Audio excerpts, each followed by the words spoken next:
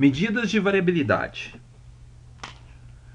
Esperamos que ao final dessa aula você seja capaz de calcular a variância, o desvio padrão e o coeficiente de variação de distribuições discretas e contínuas, e empregar o conceito de variabilidade em situações práticas.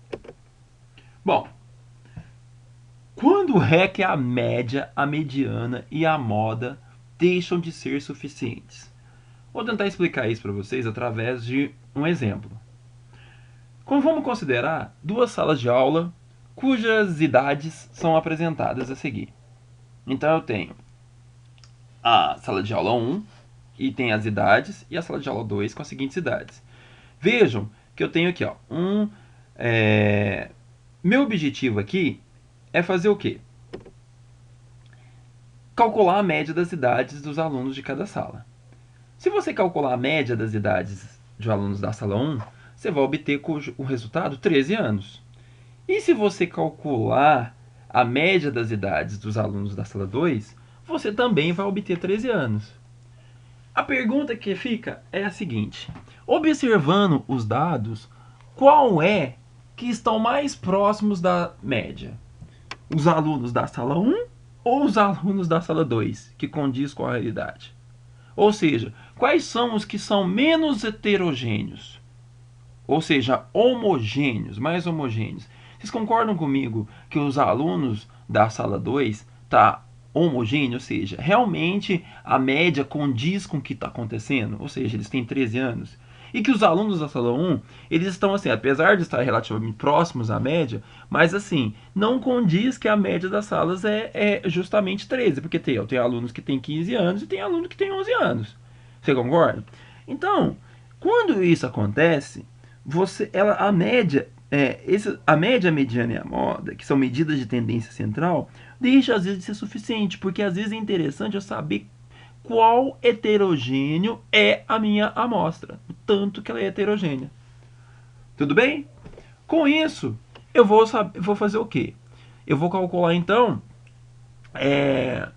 calcular medidas de variabilidade. Então, essas medidas de variabilidade são justamente o quê?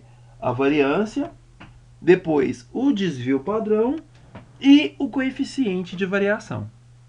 Então, o objetivo nosso é calcular, saber fazer esse tipo de cálculo. A variância é calculada através dessa fórmula. Nossa, que loucura de fórmula é essa? Calma, calma. Lembra, não precisa memorizar fórmula. O que é interessante é você saber, ó.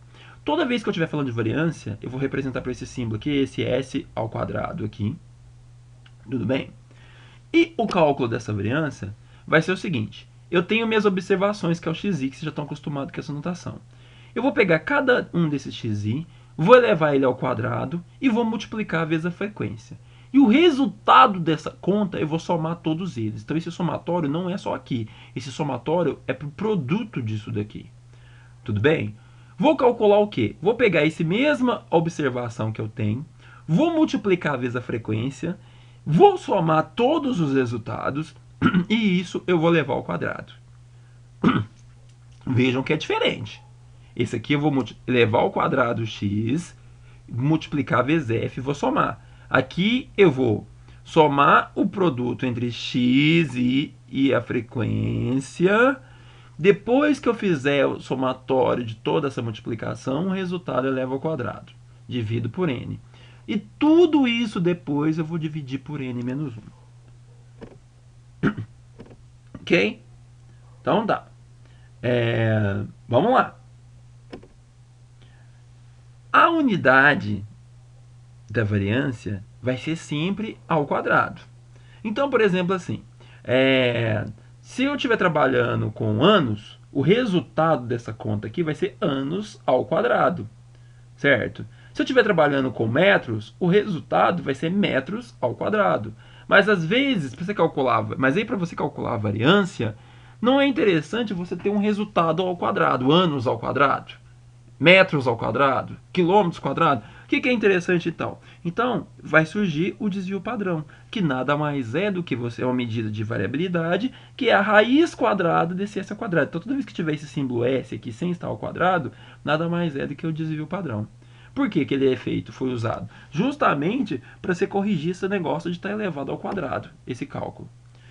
O coeficiente de variação nada mais é do que você pegar o desvio padrão e dividir pela média. A média aritmética que nós já calculamos nos vídeos anteriores. Ok? Então vamos lá. Vamos fazer um exemplo.